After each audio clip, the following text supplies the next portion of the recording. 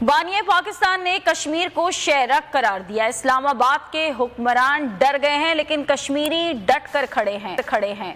अगर हुक्मरानों ने अपनी फौज श्रीनगर में दाखिल ना की तो दुश्मन की अफवाज मुजफ्फराबाद में दाखिल हो जाएंगे। अमीर जमात इस्लामी सिराजुल हक का लाहौर में तकरीर से खिताब कहा, मैंने जनरल बाजवा से कहा था कि गिलगित बल्तिस्तान को कश्मीर से जुदा ना करो। अगर ऐसा किया तो हमारा मौक़िफ़ कमजोर होगा। पेशावर मस्जिद धमाके की पाकिस्तान की तारीख का स्याह तरीन वाक़या करार दिया।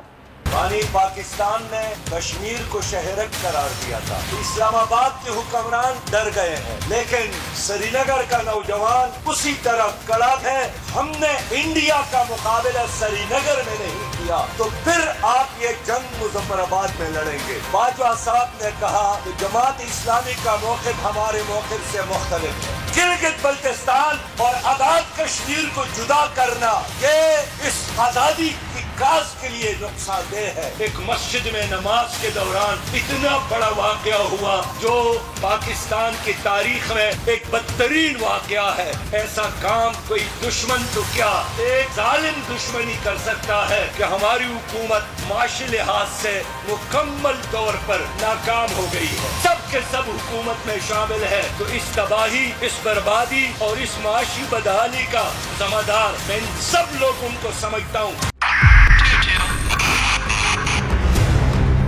2022 बहुत सारे तोहफे भी देखे गया पाकिस्तान की आवाम को। पाकिस्तान की आवाम को एक तोहफा ये दिया कि आवाम को पता चल गया कि पाकिस्तान का मीडिया क्या है। साल 2022 में सबसे ज्यादा देखे जाने वाला चैनल बोल न्यूज रहा नंबर 1। हमने बहुत सारे शोज और ट्रांसमिशंस की। पूरा साल मुसलसल जदोजहद में निकल गया कि ये वोट ऑफ कॉन्फिडेंस के पीछे कौन लोग थे। तोड़े रेटिंग के सभी रिकॉर्ड। सोशल मीडिया पर भी सबसे ज्यादा तेजी से 2.4 बिलियन व्यूज का संगे मील अबूर किया। एंकर्स को भी आवाम में सबसे ज्यादा मकबूलियत मिली और सोशल मीडिया पर भी बोल रहा सब पर सब्सक्राइब करें और बेल दबाएं ताकि कोई खबर रह न जाए।